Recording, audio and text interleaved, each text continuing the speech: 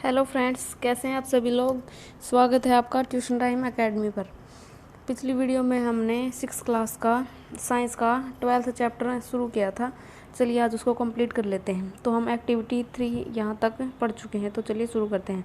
Take a torch, bulb and a piece of wire.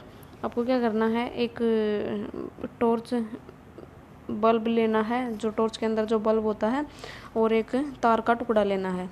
Remove the plastic covering at the two ends of the wire as you did before.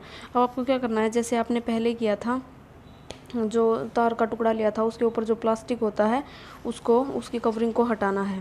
Rap one end of a wire around the base of an electric bulb as shown in figure 12.7। जैसा कि 12.7 में दिखाया गया है। आपको क्या करना है, तार का जो एक सिरा होता है उसको, जो बल्ब है ये, इसके बाहर बाहर रैप कर देना है, मतलब उसके बाहर लपेट देना है। Fix the other end of the wire to the negative terminal of an electric cell with a rubber band. एक रबर बैंड की मदद से आपको जो दूसरा सिरा है तार का, उसको जो इलेक्ट्रिक सेल होता है उसके साथ कनेक्ट कर देना है। Now bring the tip of the base of the bulb that is its other terminal in contact with the positive terminal of the cell. अब क्या करना है कि जैसे जो तार का जो एक सिरा है वो तो आपने ये बल्ब के साथ कनेक्ट कर दिया, और दूसरा क्या करना है आपको, जो सेल का जो वो अपर पार्ट होता है, जो जहाँ से वो टिप होता है उसका, उसके साथ आपको कनेक्ट कर देना है वायर को, मतलब जहाँ से आपने आगे से वो उसको छीला है, और फिर देखना है कि क्या वो बल्ब ग्लो करता है, मतलब बल्ब जलता है या नहीं। Now move the bulb away from the terminal of the electric cell. अब आपको क्या करना है, इसकी जो बल्ब है उसको जो सेल का जो टर्मिनल है उससे दूर ले जाना है। Does the bulb remain lighted, क्या अब भी जो बल्ब है वो जलता रहेगा। Is this not similar to what you do when you switch your torch on और ऑफ। क्या अब ये वैसा नहीं है जैसे आप जो टॉर्च होती है उसको, उसका जो बटन होता है वहाँ से उसको ऑन ऑफ करते हैं, तो क्या उसी प्रकार जब आप इसको इससे दूर और उससे उसके पास लेकर जाते हैं, तो क्या ये दोनों चीज़ें सेम है। क्या आप भी बल्ब मतलब उसके पास लेकर जाते हैं तो जलता है, और उसके दूर लेकर जाते हैं तो फिर वो बंद हो जाता है जलना। इलेक्ट्रिक स्विच, तो जो विद्युत स्विच होते हैं उनके बारे में पढ़ते हैं। We had an arrangement for switching on और off our home made torch by moving the base of the bulb away from the tip of the cell. ये कह रहा है कि हमने जो ये एक व्यवस्था बनाई है, जो टॉर्च बनाई है, मतलब जो टॉर्च वाला बल्ब लिया है, जो इलेक्ट्रिक सेल के साथ जोड़कर हमने टॉर्च बनाई है, उसको हम ऑन ऑफ कैसे कर रहे हैं। एक बार तो जब हम जो दूसरा सिरा है उसको, जो तार का, उसको जब हम सेल के साथ कनेक्ट कर देते हैं तो ऑन हो जाता है, और उससे दूर ले जाते हैं तो वो ऑफ हो जाता है। This was a simple switch, यह एक साधारण स्विच है, but not very easy to use, परंतु यह यूज करने में इतना आसान नहीं है। We can make another simple and easier switch to use in our circuit. ये कह रहा है कि हम एक और इससे भी साधारण जो है स्विच बना सकते हैं अपने सर्किट में यूज करने के लिए। You can make a switch using 2 drawing pin, a safety pin or a paper clip, 2 wires and a small sheet of thermocol or a wooden body. कह रहा है कि आप एक स्विच बना सकते हैं, उसके लिए आपको किस चीज़ की ज़रूरत पड़ेगी। एक तो जो ड्राइंग पिन्स होती हैं उनकी, एक जो सेफ्टी पिन होती है उसकी, एक पेपर की और 2 तार चाहिए आपको, और एक थर्मोकोल की सीट और एक लकड़ी का बोर्ड चाहिए। Insert a drawing pin into the ring at one end of the safety pin and fix it on the thermocol sheet as shown in figure 12.8। जैसा कि ये 12.8 में दिखाया गया है। इसमें आपको क्या करना है, एक ड्राइंग पिन को तो आपने सेफ्टी पिन में लगाना है, और फिर उसको आपने जो थर्मोकोल की सीट ली है उसके ऊपर गाड़ देना है उसके अंदर। Thermocol seat, make sure that the safety pin can be rotate freely. आपको ऐसे लगानी है वो पिन की जो सेफ्टी पिन है वो आसानी से रोटेट कर सके, घूम सके।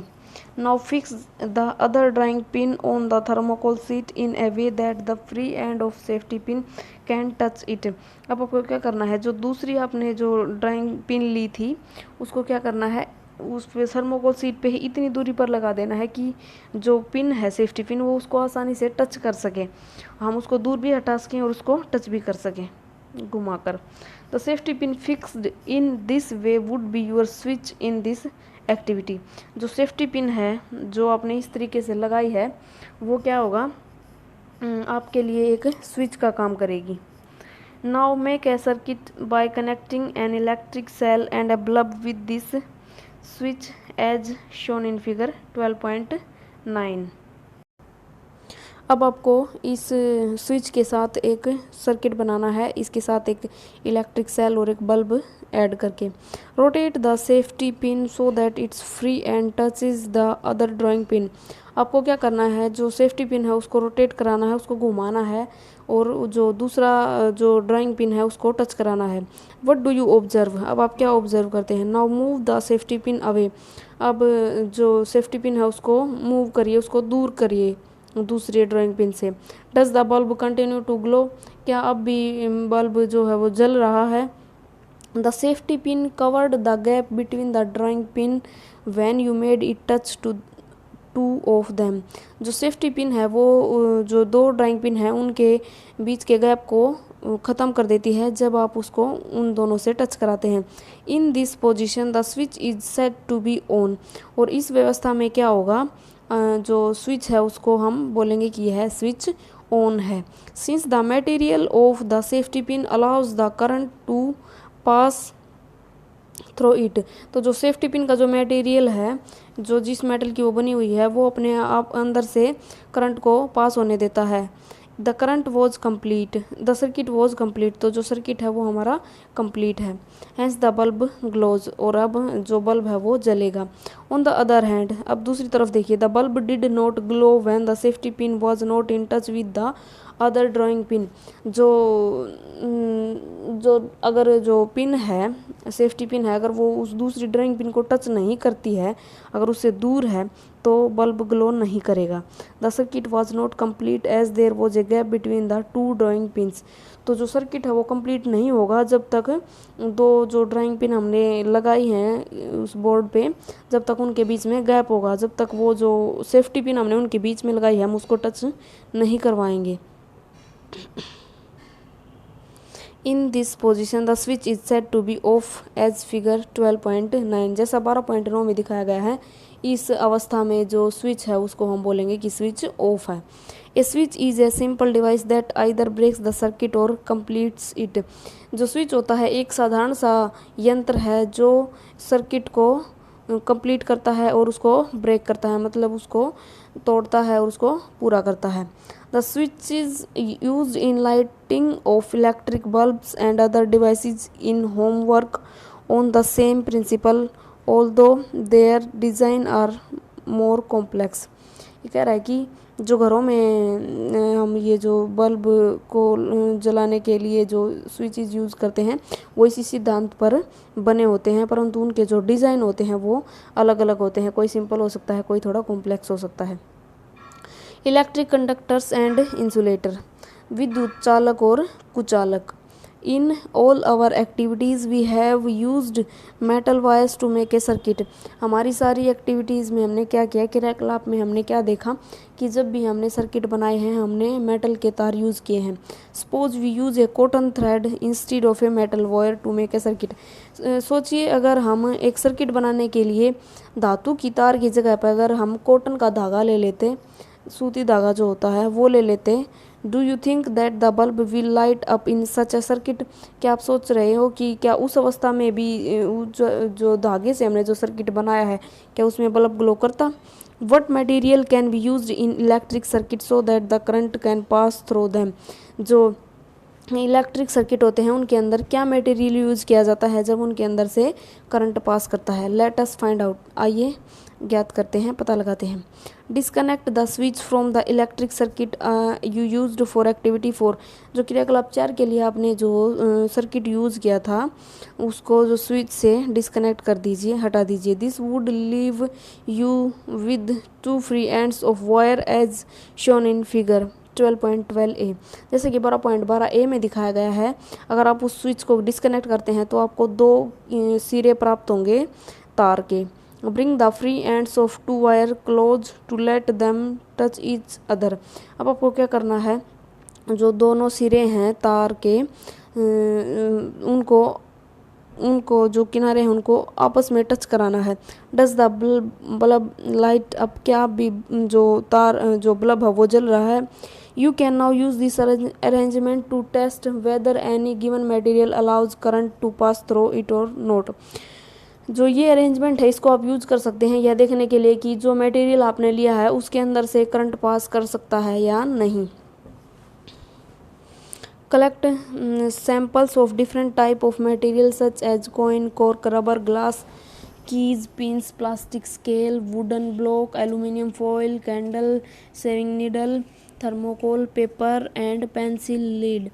आपको क्या करना है, ये अलग अलग प्रकार के जो मटेरियल हैं उनको कलेक्ट करना है, इकट्ठा करना है।